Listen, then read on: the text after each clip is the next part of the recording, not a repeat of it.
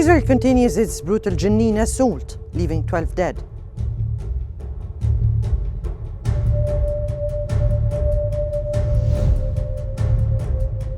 More than 2,400 aid trucks enter Gaza on the 5th day of truce.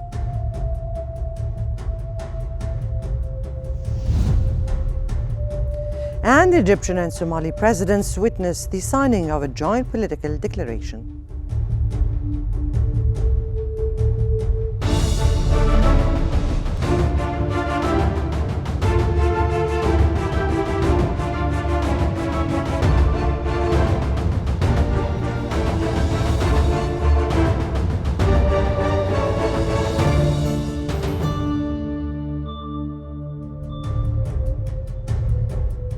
It's 4 p.m. Cairo local time, and you're watching Qnews. We begin today's bulletin with the latest developments in Gaza.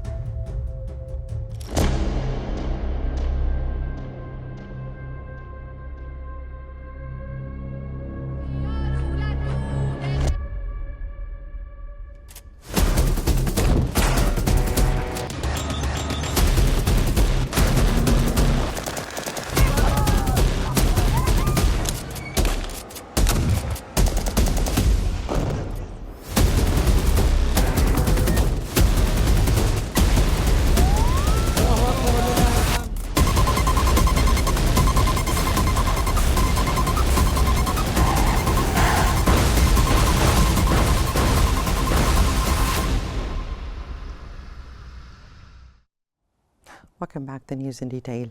The Israeli occupation forces have continued their aggression against Jenin city and camp. That takes place for the third consecutive day, leaving 12 deaths and causing widespread destruction to the infrastructure.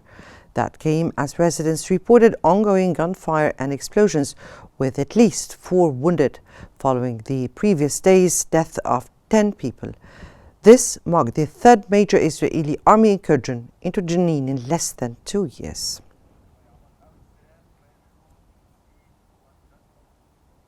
Israeli forces have continued carrying out an operation in the town of Bulletin in the Israeli-occupied West Bank, demolishing a house and killing 2 Palestinians. The owner of the house said he was surprised by the shooting and was told to evacuate the 2-story houses where he, his family, his brother's family, and his father and other family members lived, without being given the chance to take any belongings.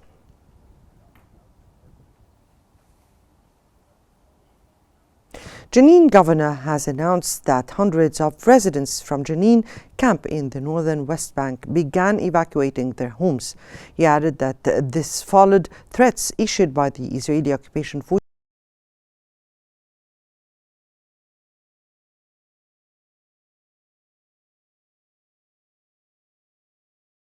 drones and military vehicles.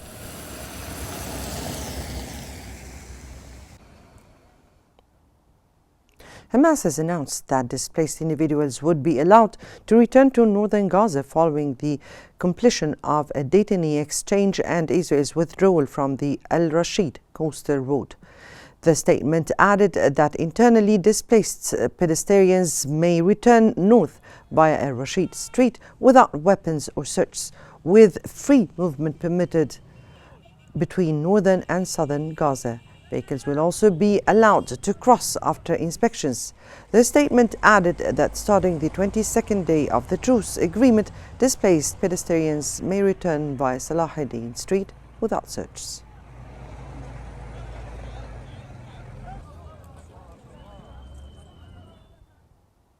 The new United Nations New Middle East envoy Sigrid Kaj has visited Qnews in Gaza for the first time since the ceasefire between Israel and Hamas. Kaj was seen walking among damaged buildings and touring a UNICEF-supported medical clinic and a psychological support center for children. She said she hopes the ceasefire holds and that the UN continues to deliver humanitarian assistance and basic necessities Palestinians have lost.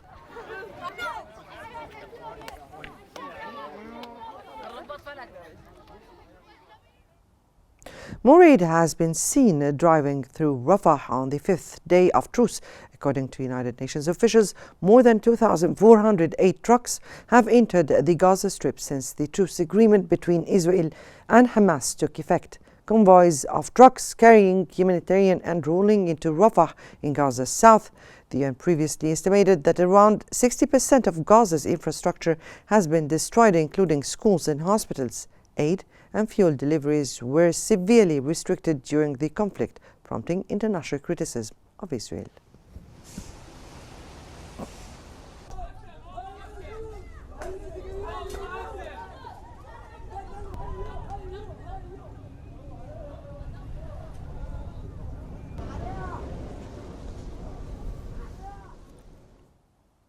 The winter weather has compounded the hardships of displaced Palestinians living in tents and makeshift shelters. Heavy rains were flooding tents across the territory, leaving displaced Palestinians shivering in the cold.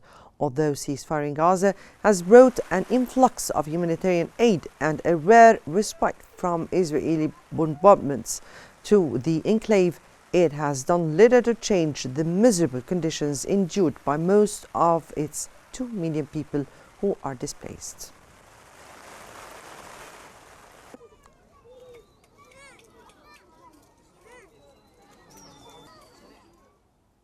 And for more analysis, we now move to Salma Marwan in our newsroom. Salma. Thank you, Mona. And for further analysis on the current situation in Jenin after the consecutive Israeli attacks, we're joined from occupied Jerusalem by member of the Political Bureau of the Fida Party and Secretariat of the National Action Committee in Jerusalem, Ratiba El-Natcha. Ms. Ratiba, thank you so much for joining us on Qnews. And if you could describe the current situation in Jenin city and camp following the recent Israeli military operation.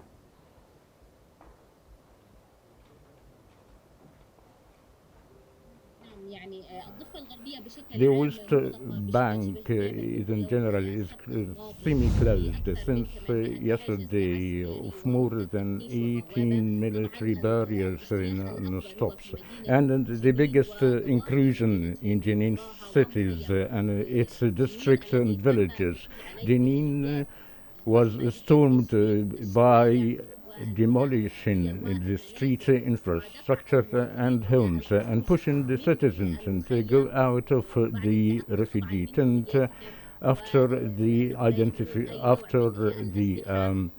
making sure that their identification through only one pass outside the housing blocks and some villages in a bid to evacuate these housing areas and to hold whoever does not want to go out of their house, and according to the Israeli promises and vows.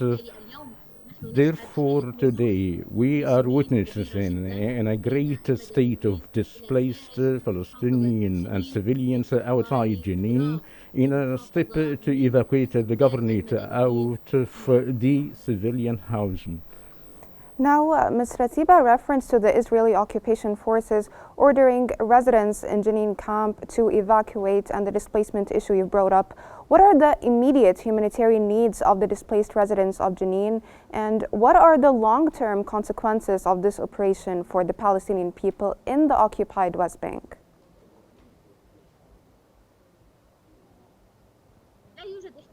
There is no human needs for the Jenin inhabitant. The displaced were displaced compulsory surrounding the areas of the region and secure their presence. Today, the urgent intervention is politically to stop the aggression against Jenin and its villages directly and to prevent the demolition of the housing infrastructure. The main Israeli goal is to dismantle these stints to end the Palestinian cause and push the citizens of the West Bank to immigrate outside the West Bank to restore and rebuild the new settlement. So the plan is the annexation of the West Bank and displace as much as possible of the people who live there. The urgent vision is to end this Israeli plan to annex the Palestinian West Bank and the destruction of their refugee stands. This is the only and sole intervention to end the expansion, Israeli intervention, and to prevent the establishment of the Palestinian state against the Palestinian people, basically. Now, shedding light on the international community, how is the international community responding to the Israeli military operations in Jenin so far?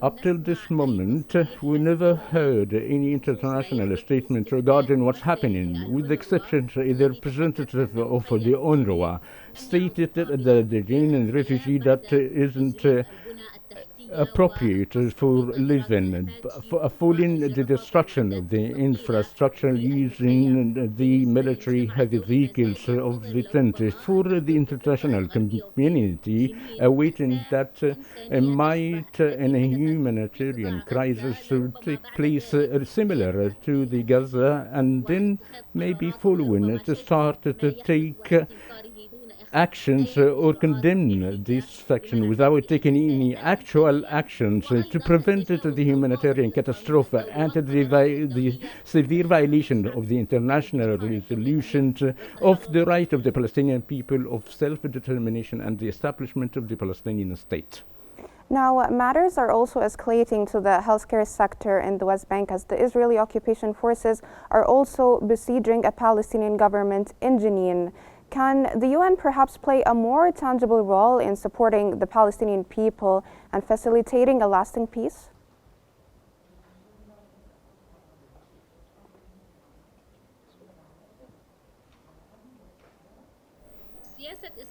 The policy of Israel with respect to the health sector and to prevent the provision of the health services had become known for the international community as a basic Israeli policy and the direct violation of the humanitarian and international laws. The Palestinian Authority had nothing to do before the international community, despite the diplomatic efforts since 2012 up till now in a bid the recognition of the Palestinian state and to impose the reality of the establishment of the Palestinian state. But the response of the international community is very slow, and to be also before the Israeli violation that we warned since 2019 and since 2023, when we talked about that this government that proclaim it is the government of decisive is to underestimate and undermine the Palestinian Authority and to prevent the establishment of the Palestinian state by force. And this warns by the Palestinian Authority. Till now, the international community never taken a real actions up till now. Even Trump, upon taking office of the administration in America, taking the resolution to exempt the Palestinian people of the sanctions due to the repeated aggression before the Palestinian people in the West Bank, i.e., is to encouraging the violence before the civilian and the silence before the Israeli actions in and within the West Bank.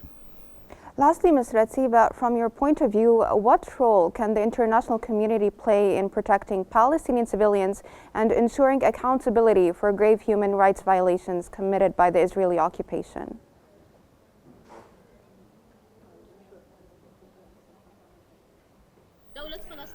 The Palestinian state raised a case in 2019 regarding the Israeli violations, including the annexation of the territories in the Palestinian territories and establishment of the ethnic barriers, and made several countries presented testimonies about the violations made by the Israeli violations before against the international resolution related to the Palestinian cause. Up till this moment, there was no single resolution that is applicable to end the Israeli occupation, despite the last resolution of the UN General Assembly talk about ending the occupation within 1 year. We hope from the international community to take an applicable resolution and achieve the international resolution related to the Palestinian case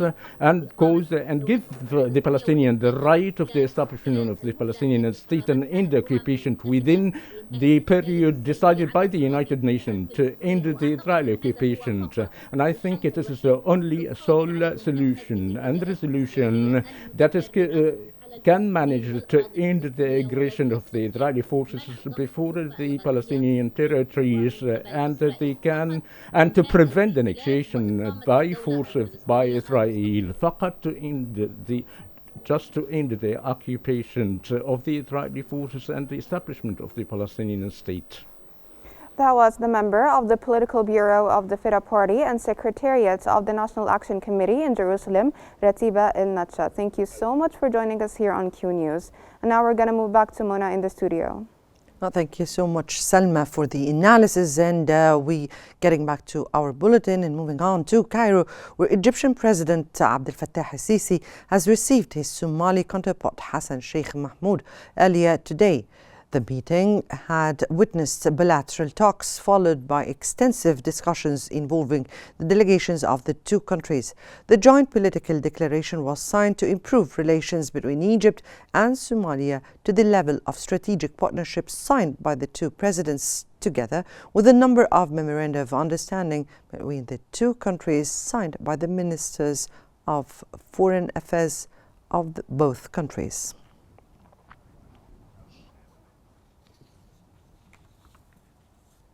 Moving on to Lebanon, Israeli media has reported that Prime Minister Benjamin Netanyahu is attempting to delay the withdrawal from Lebanon due to pressures from Finance Minister Bezalel Smotrich to maintain a presence in Lebanon territory. That comes as the Israeli Security Cabinet is meeting to discuss keeping a portion of the Israeli Defense Forces in southern Lebanon. Israeli media outlets have reported that Tel Aviv has requested permission from the U.S. Trump administration to maintain a presence in 5 strategic military installations in southern Lebanon.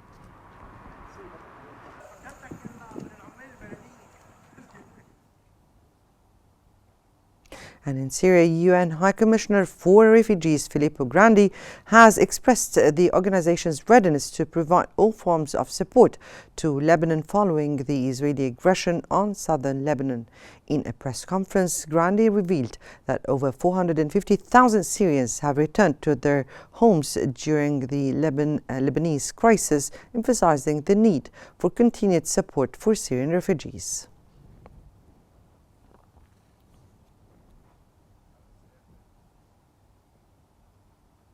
Moving on to Iran, where the Foreign Minister Abbas Araghchi has affirmed Tehran's clear commitment to the global nuclear non-proliferation regime. Araghchi stated that Tehran will never seek under any circumstances to produce or acquire nuclear weapons. He highlighted the threat posed by Israel's nuclear arsenal and its refusal to join the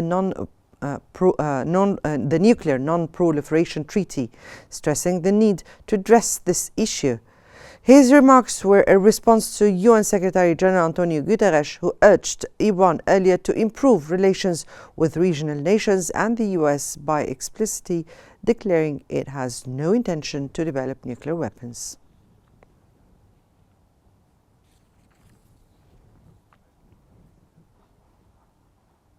Now we move on to the latest developments in the United States in President Donald Trump's era.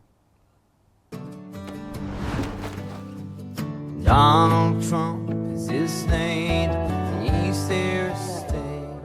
As unlikely, impossible is now reality.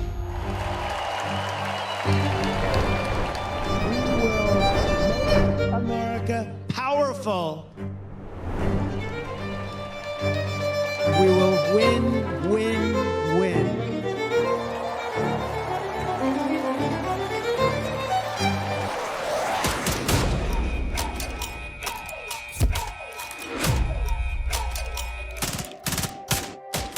And we great again. Still are in terrorist.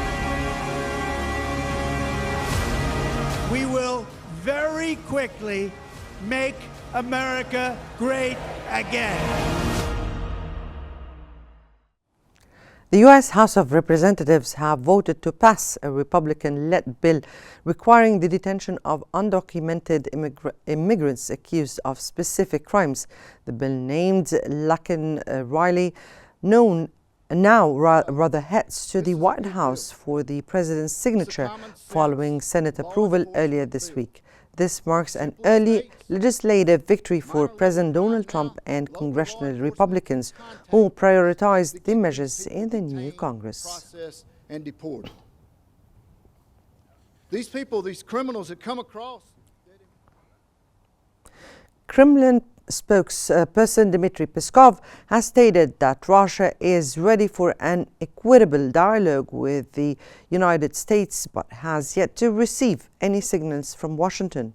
When it comes to the U.S. President Donald Trump's recent remarks on sanctions against Russia, Peskov emphasized that Moscow closely monitors all statements and nuances, remaining prepared for dialogue. He reiterated that President Putin has frequently expressed the desire for balanced and respectable discussion. Peskov highlighted that such dialogue took place during Trump's first term, but noted that Moscow is still waiting for indications from Washington to resume meaningful engagements. War between Russia and Ukraine settled, and it would have never happened. It would have never, ever happened if I was there. I used to talk. Mexican authorities have begun constructing massive tent shelters in Ciudad Juarez border city to prepare for a possible influx of Mexican returns under U.S. President Donald Trump's promised mass deportations. A municipal authority said the temporary shelters in Ciudad Juarez will have the capacity to house thousands of people and should be ready in a matter of days. According to a government document outlining the strategy called Mexico Embraces You, authorities at the site will provide deported Mexicans with food, temporary housing, medical care, and assistance in obtaining identity documents.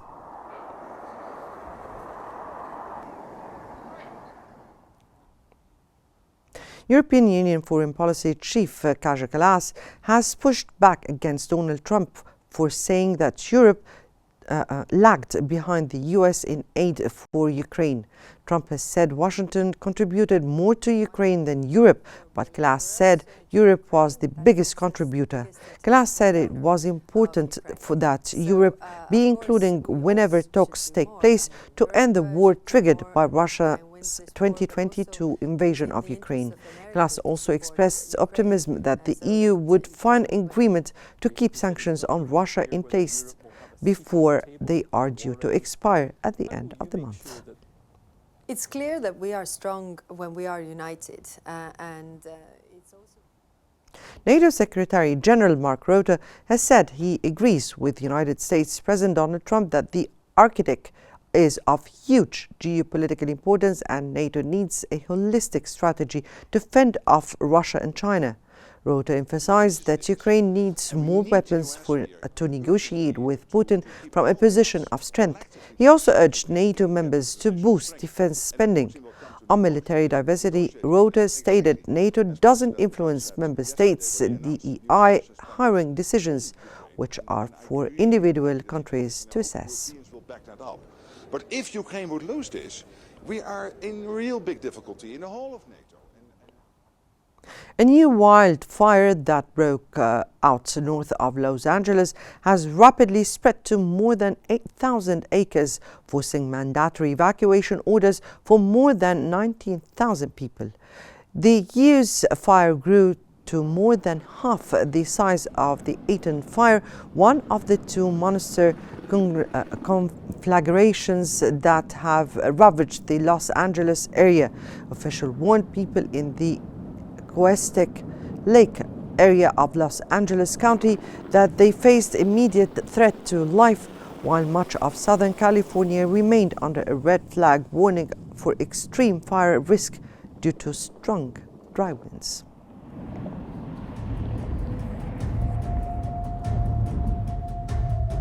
That brings us to the end of our news bulletin. Here is what we've been covering. Israel continues its brutal jenin assault, leaving 12 dead.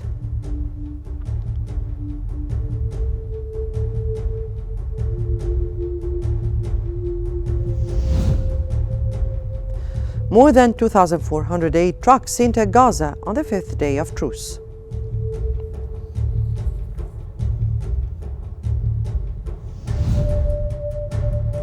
An Egyptian and Somali presidents witnessed the signing of joint political declaration.